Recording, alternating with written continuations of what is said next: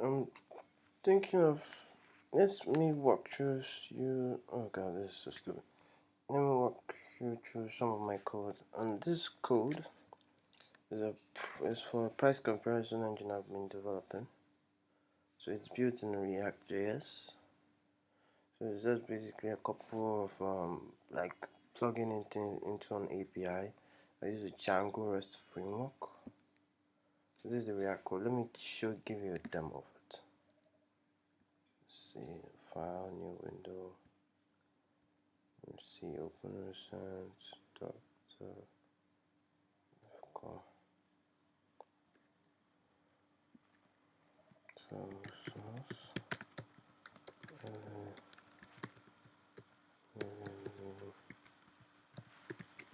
Right.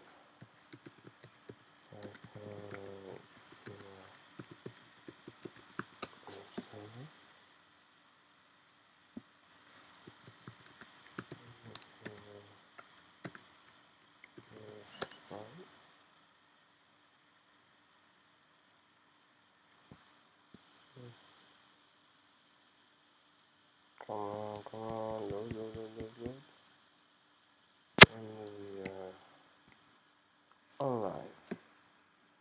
So what this application actually does is that it goes to different e-commerce websites in Nigeria and gets us the product details and the prices and everything the consumer needs to make a decision. So let me search for a product like iPhone 10. Oh, product result. Now, watch me as I actually deliberately make a typo. Show you it still work as expected. Yes, it still worked as expected. So this program actually uses Algolia search API to do some of the querying, and then it redirects and then passes the data into JSON, of which React then does some magic with.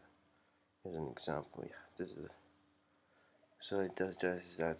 Just does a raw search, then passing the query sets, then React then does some magic with it. Let me see, where's the search page? Where's the search page? Yeah, this is the results page. You see, component is around, so it does its magic, gets the product details, then automatically passes it into the body page, and the body page makes some magic out of it. Oh god, I think I'm bored. This is my first video, so please do not be annoyed by the poor quality. I will try. I think I want to have a feedback loop here, like a feedback button where the user can easily send me back some feedback about the application. I'll be building that maybe in the next video, and you actually watch me do that. Hope this video wasn't too boring, and you can browse through different categories of the product.